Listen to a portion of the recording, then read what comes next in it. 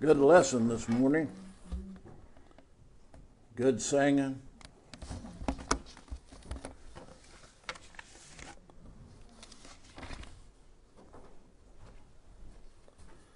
The title of the message this morning is The Well That Never Runs Dry, John chapter 4. John chapter 4. The well that never runs dry.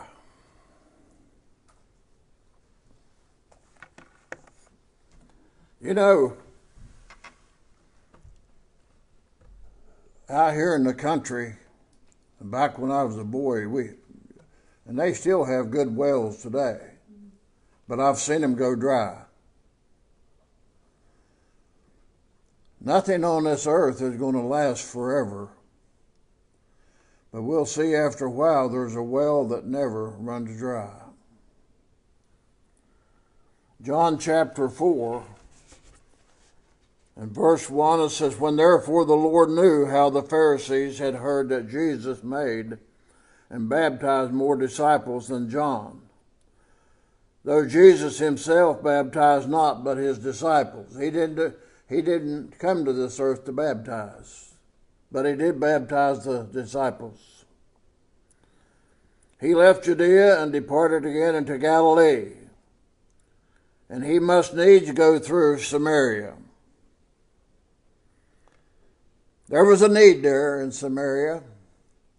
Probably no one else knew about, but he knew. Just as God knows today all about us. He knows each and every one of us. He knows each and every one of our hearts today. He knew me before I got saved. He knew you before you got saved.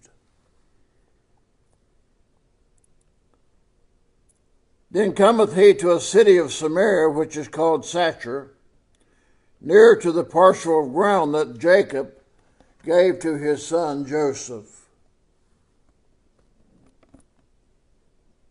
Jacob bought that land, and he gave it to his son Joseph. Now Jacob's well was there. Jesus, therefore, being wearied with his journey, sat thus on the well, and it was about the 6th hour. It was around noon. That tells me that, Jesus was in the flesh. He was God-man in the flesh. And he experienced all the ailments, everything that we did. He got tired. And he rested there on that well. But he knew what he was doing. He knew that someone was going to be there that he needed to witness to. Because he knows everything. There cometh a woman of Samaria to draw water. Jesus saith unto her, Give me to drink. He started a conversation with her. Give me to drink.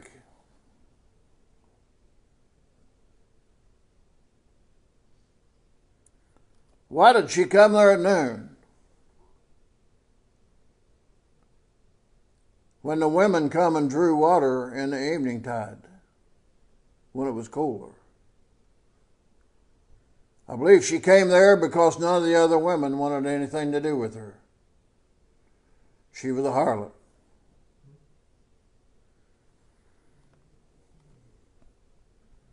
They didn't think much of her, but Jesus loved her. Just as he loves us. It makes no difference what you've done in this life. Jesus loves you. They might not have had anything to do with her, but there was only one that mattered anyway, and that was Jesus. He loved her. And he had to start a conversation with her. He said, Give me to drink.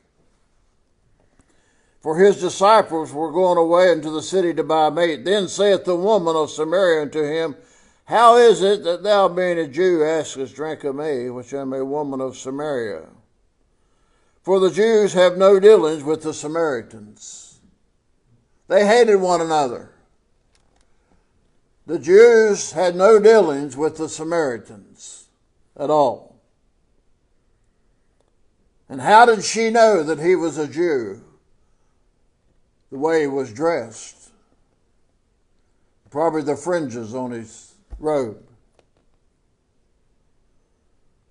Jesus answered and said unto him, If thou knewest the gift of God, and who it is that saith to thee, Give me to drink, thou wouldst have asked of him, and he would have given thee living water. You notice he said living water. The water that she gave him, he was going to get thirsty again. And I'm sure each and every one of us here have been thirsty in our lifetime. And we'd get a big cold drink of water, but it doesn't last if you're out in the sun. But this water that he was giving her wasn't natural water, it was spiritual water. And what he was going to give her would not never run dry like a well would. This well would never run dry. What he was going to give her was eternity. The woman said to him, Sir, thou hast nothing to draw with. And we all know how a well was back years ago. We'd take the lid off. We'd take that bucket with a big rope on it, wrap that rope around our hand, look down and drop that bucket. And we'd get that bucket full of water and we'd draw her up out of there. She was thinking natural. She said, You have nothing to draw with. And the well's deep. From whence then hast thou that living water? That's what he wanted to hear. He wanted to hear that question. Art thou greater than our father Jacob? He could have said, Oh yeah, I'm the greatest. But he didn't do that. Which gave us the well and drink thereof, himself with his children and his cattle?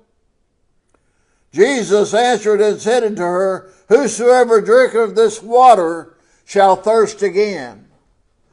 You're going to get thirsty again when you drink from this well. But I want to give you something that you'll never thirst again. I don't know about you, but before I got saved, I had a hungering and a thirsting after something. You know what it was? It was Jesus.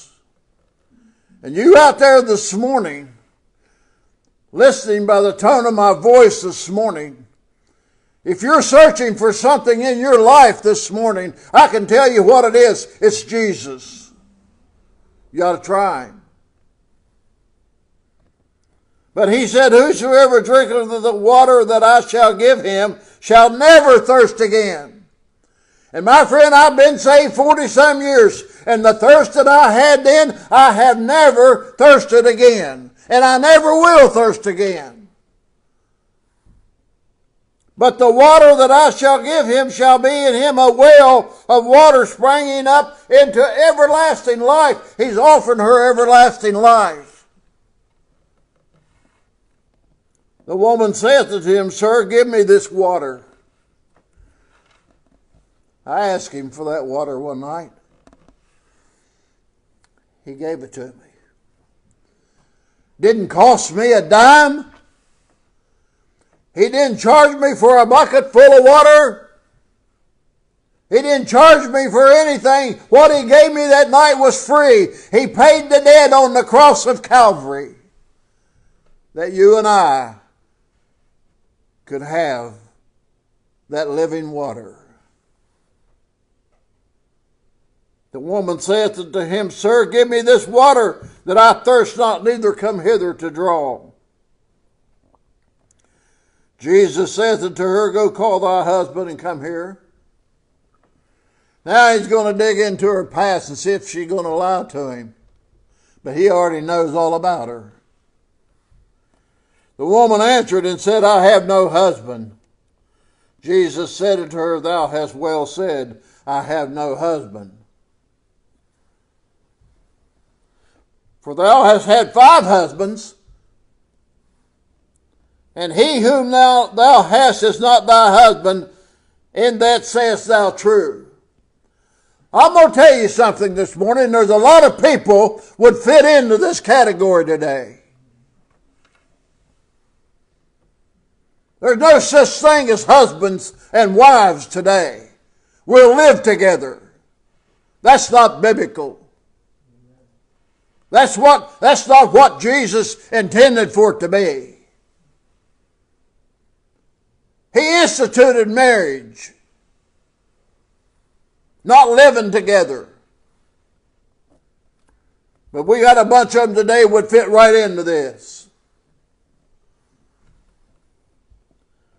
The woman saith unto him, Sir, I perceive that thou art a prophet. I recognize that you're the Messiah. Our fathers worshipped in the mountains, and ye say that in Jerusalem is the place where men ought to worship. Jesus said to her, Woman, believe me, the hour cometh when ye shall neither in this mountain nor yet at Jerusalem worship the Father. Ye worship ye know not what.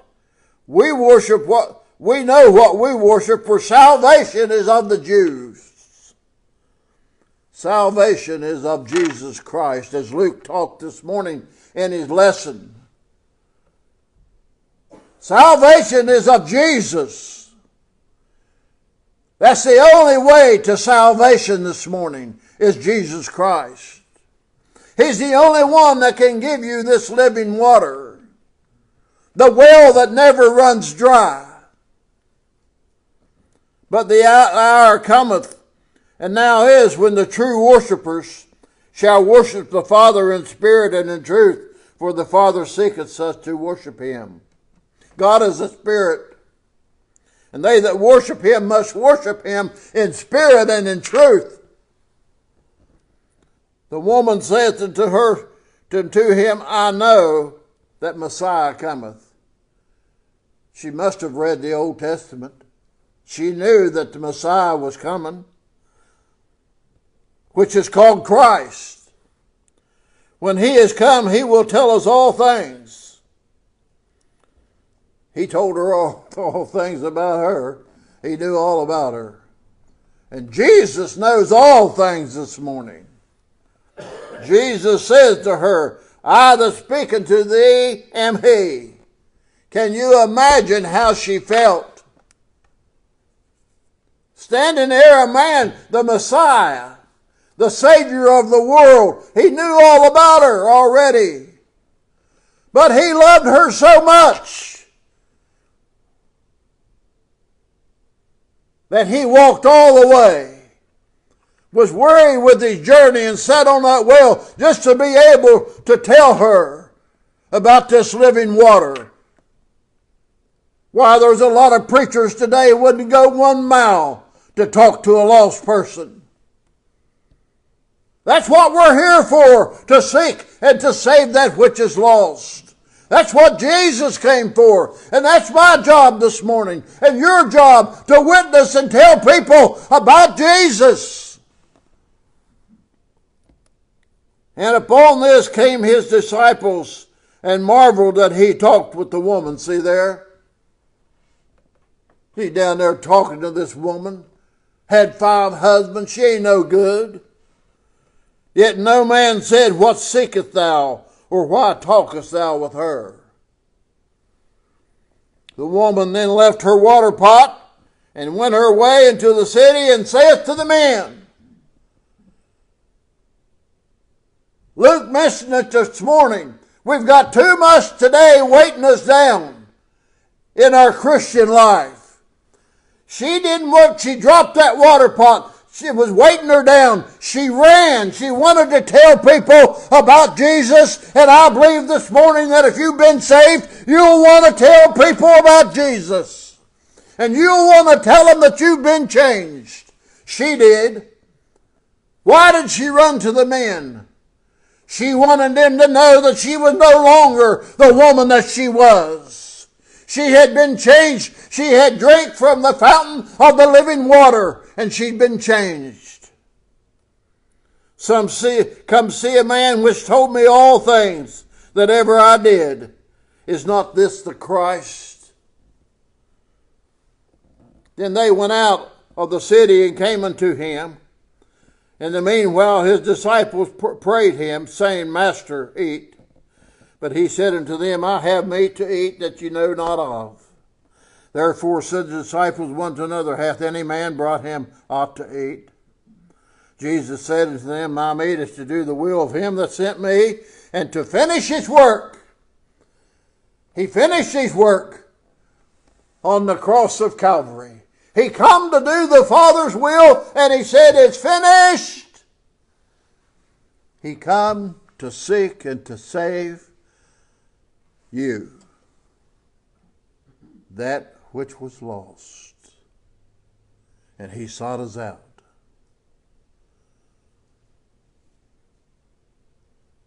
I've heard people say, I found the Lord. No, the Lord found you. He knew where you was at. He knew all along where you was at.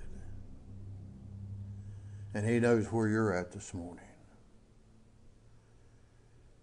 Oh, if you're listening, you better take heed this morning and think about what's going on in our country today. Time is drawing close. The Bible is fulfilling itself. You need to take a drink of the water, the living water. You need to be saved this morning. Because one of these days, it's going to be too late. When Jesus comes, I don't care what anybody tells you, when Jesus comes, it's over. It's over. So trust him while you can. Let's get a number of song. Give a number of invitation. If you're here this morning, you want to pray for somebody, you want to pray for yourself, or maybe you just know somebody that's sick you want to pray for. If you're listening to the sound of my voice, you can just kneel right where you're at, wherever you're at, and call upon the Lord this morning. He'll hear you, and he'll give you that living water this morning.